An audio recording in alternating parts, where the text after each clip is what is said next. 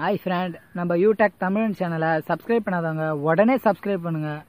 கூட பக்கத்தில் இருக்க பெல் ஐக்கானும் கிளிக் பண்ணுங்கள். அப்போ தான் நம்ம சேனலில் போடுற புத்தம்புது வீடியோ உங்களுக்கு நோட்டிஃபிகேஷனாக வரும். ஒரு வீடியோ கூட மிஸ் பண்ணாத நீங்கள் பார்க்கலாம். வீடியோ பிடிச்சிருந்தா லைக் பண்ணுங்கள், கமெண்ட் பண்ணுங்கள், மறக்காமல் உங்கள் ஃப்ரெண்டுங்களுக்கு ஷேர் பண்ணுங்கள். ஹாய் ஃப்ரெண்ட், நீங்கள் நம்ம பார்க்க போகிற வீடியோ வீட்டில் இருக்கக்கூடிய எலிகளை சுலபமாக விரட்டக்கூடிய ஒரு வீடியோங்க. அதாவது அதை கொல்லவே வேணாம், அதை துரத்த போகிறோம், அவ்வளோதான். பயன்படுத்தி அதை விரட்டி விடுவோம், அவ்வளோதான். ஒரு எலி ஒரு முறை உங்கள் வீட்டுக்கு வந்து நீங்கள் வைக்கக்கூடிய பொருளை பார்த்து போயிடுச்சுன்னா ரெண்டாவது அந்த எலி வராதுங்க. வேறு எலி வந்தால் மட்டும்தான். அது என்ன பொருள்னால் எருக்கம் இலை. இப்போ நீங்கள் சாலை ஓரங்களில் பார்க்கலாம். அதே போல் உங்கள் வீட்டுக்கு அருகாமையிலும் இருக்கலாம், பக்கத்தில் இருக்கலாம், இல்லை உங்களுக்கு தெரிஞ்சவங்க கிட்ட இருக்கலாம். எருக்கம் இலை ஒரு இலையை எடுத்து நீங்கள் 3 கட் பண்ணுங்கள். 3 பார்ட்டாக கட் பண்ணி ஒரு நியூஸ் பேப்பர் எடுத்துக்கோங்க. நியூஸ் பேப்பர் வச்சு அந்த இலையை மேலே வச்சுருங்க. இலை தெரியிற மாதிரி இருக்கணும். இந்த பாலின் வாசம் வந்து அந்த எலிக்கு ஆகாதுன்னு சொல்லலாம். ஒரு முறை அந்த எலி மறுமுறை உங்கள் வீட்டுக்கு வரவே வராதுங்க. வேறு எலி தான் வரலாம். அந்த எலி ஆனால் வரவே வராது, இது உறுதிங்க. ஏன்னா நான் வச்சு செக் பண்ணி பார்த்துட்டேன்.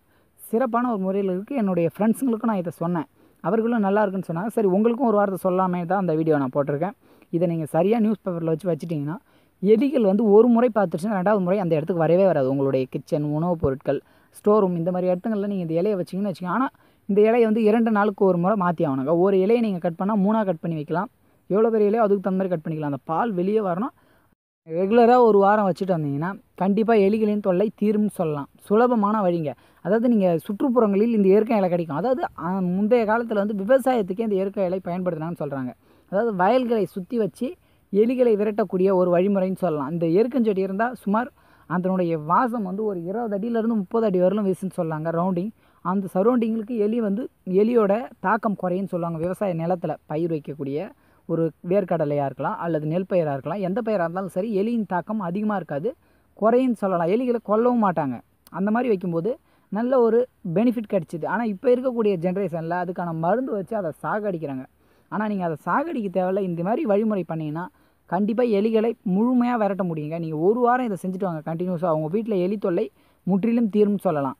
அவ்வளோதான். விவசாய நிலங்களுக்கே இந்த மாதிரி பயன்படுத்தியிருக்காங்க. ஆனால் இப்போவும் அந்த மாதிரி சில இடங்களில் பயன்படுத்துகிறாங்க. வரப்பு இருக்குங்க இல்லைங்களா, வயலில் அந்த வரப்புகளை சுற்றி ஒரு 20 அடிக்கு ஒரு செடின்ற மாதிரி நட்டுருப்பாங்க.